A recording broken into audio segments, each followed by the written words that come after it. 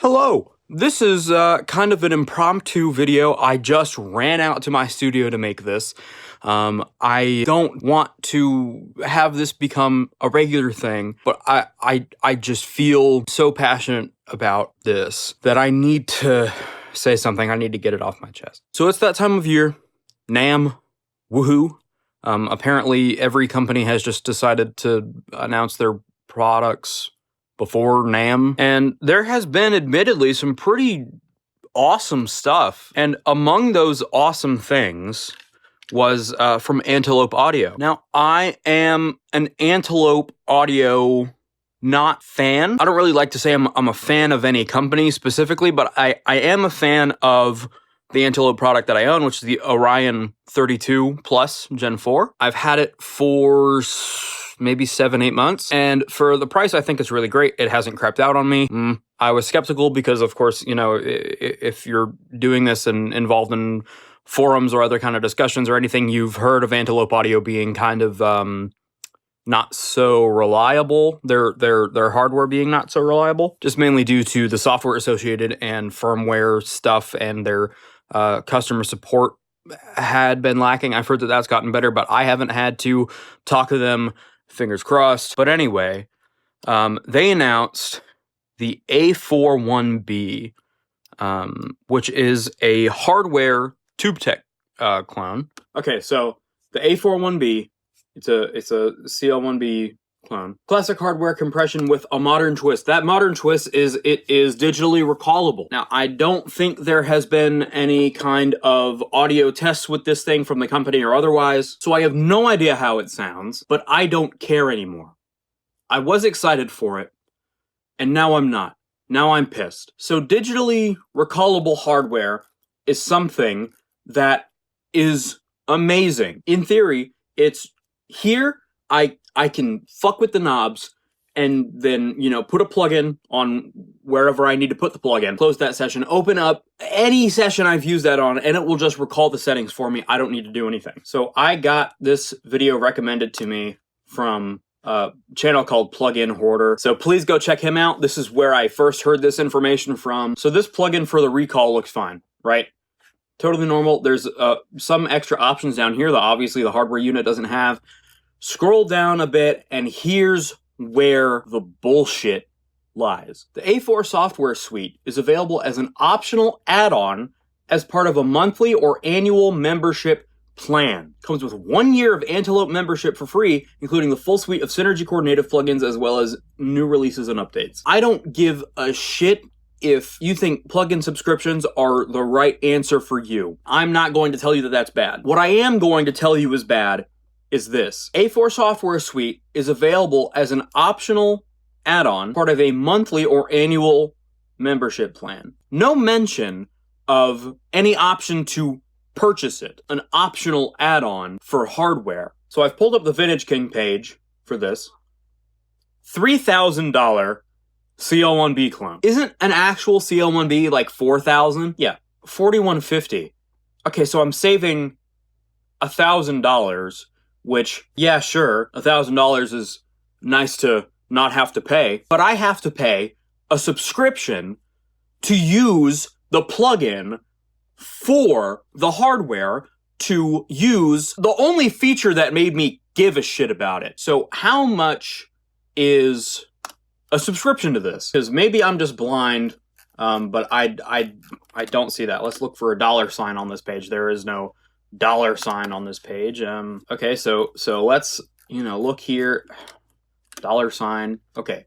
Synergy Core native. So $15 a month, or I can pay $150 a year. So let's go back here. Modern day standards, filtering, sidechain, crucial features. You know, blah blah blah. We recreated the class. You know, we made a modern classic. We recreated it. All that kind of stuff you hear every day. Crucial for unit, known as one of the go-to compressors for vocal processing, and are also accessible via the software panel of the unit. So they're talking about this right here.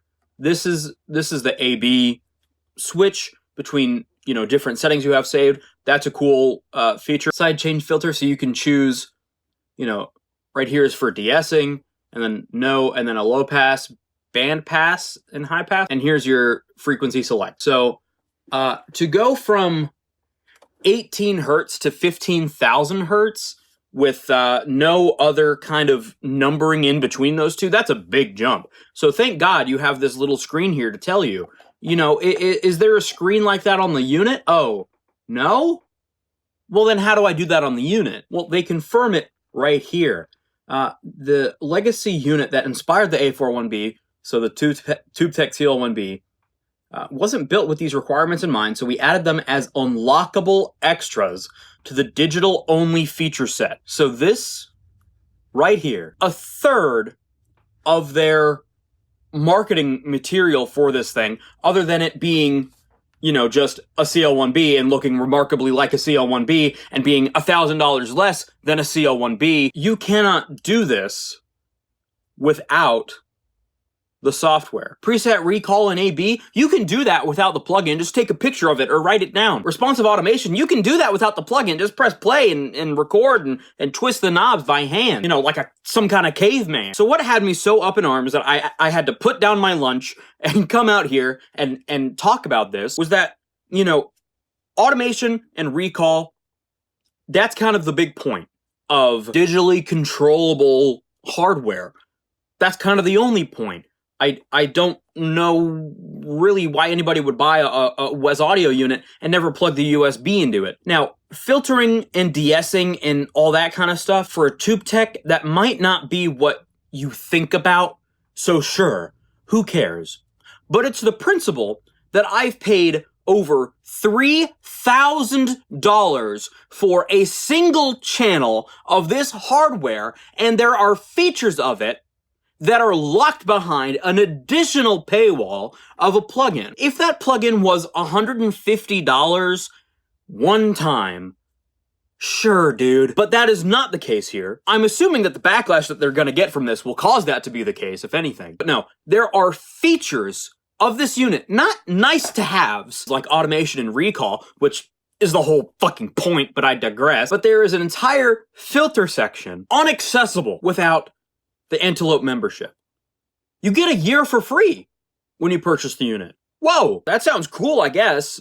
No, that's just marketing. You're gonna get it, download that plugin, get used to it, use it in sessions, recall all day to your heart's content, automate, fuck with the new sidechain features of it, and then that year's gonna go by quicker than you ever realize, and you're gonna see, oh my god, the whole thing that makes this unit worth the money at all, or even a contender for people to care, because it's only $1,000 less than a real one, which just go on Reverb and buy it used if $1,000 is make or break for this kind of thing. But that year's gonna go by, and you're either gonna go, fuck, or you're gonna go, here comes $150 a year. Minimum. So in 6 or 7 years, having to continuously pay this subscription, congratulations, you've just paid more for a clone of a TubeTech CL1B than buying one brand new. Membership for free, including full suite of Synergy Core native plugins, as well as new releases and updates. Here's the thing. That may sound like, oh, you know, it's not just $150 a year for the ability to access this thing. It's $150 for the ability to access this thing and a whole host of other goodies and plugins and whatnot. I can't imagine a world where me or you buy this thing and don't already have an abundance of plugins to choose from. If you know what the CL1B is and why you would want it, you're probably at least a hobbyist in this thing and have invested some kind of money into plugins. If you're buying a hardware unit with an interface with enough I/O to support that kind of thing, and you know what a CL1B is and why you would want to have that digitally recallable, you have a workflow.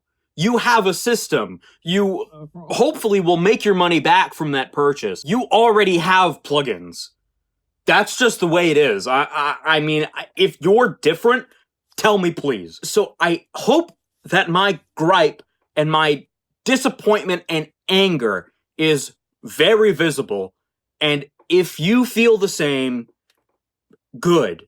You should. And if you don't, I don't understand you. Antelope Audio did R&D for this, did market research, decided this was something they wanted to make, a A4-1B clone, and they decided we're gonna have it be digitally recallable because that's one of the hot things that's happening in hardware world right now. But there are several people who got in a meeting and talked about this, greenlit it, and then the project continued, and it got greenlit again, and the project continued, and I got greenlit again.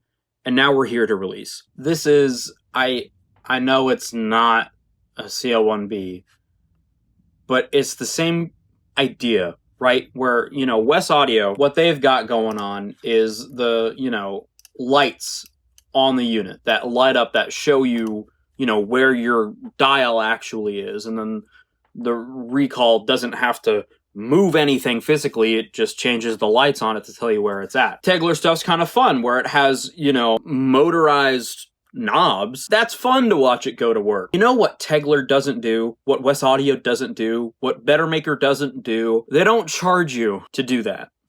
They don't charge you for plug-in control. They've got the Cream and the Cream RC. They've made this unit available for $1,700, or you can purchase a digitally controllable and recallable and automatable unit for about $300 more. $300 more. That's what you pay in 2 years for the privilege of recalling your Antelope A4-1B. It's god-awful, and if I see more things like this because of this unit coming out, I'm going to scream. I hope that no manufacturer follows suit. I hope that this is a commercial failure for Antelope to encourage them to never do anything like this ever again, and to ward off other companies from making a decision as piss poor as this. But I feel bad for the people with more dollars than cents and who just see digitally recallable A4-1B and click purchase, and they don't read the fine print and understand what they're getting. Blah, blah, blah. This description may be for the benefit of the customer. You could say, you know, optionally automatable optical tube compressor. Now, other than the official website for the thing, so optional I see is mentioned 3 times. Twice in here and once here. Available as an optional add-on, part of a monthly or annual membership. So there are some people in the world who will not be made privy to the information because videos or articles or forum posts like this talking about how this is a bad thing aren't going to reach them, or they aren't going to go seeking for it. They're just going to go to the page and not see anything about the automation or digital recall being paid for subscription only until this far down the page. I am not so sure that that will reach everyone, and that is on purpose. And do not forget that. That's all I have to say. I'm very upset about this. Again, thank you to Plugin Hoarder for making me aware of this. Not every day. I watched a few of these videos. I didn't realize I wasn't subscribed. So there we go. Go and do that. Subscribe to Plugin Hoarder because he's the first person to make me aware. And I think the more people that know about this and spread the word about how this is a horrible thing for Antelope to have done and a horrible idea to place into the minds of other companies, the better. And hopefully it steers people away from purchasing it and from companies to make more with this same business model. So thank you for watching. I don't want to be a drama channel.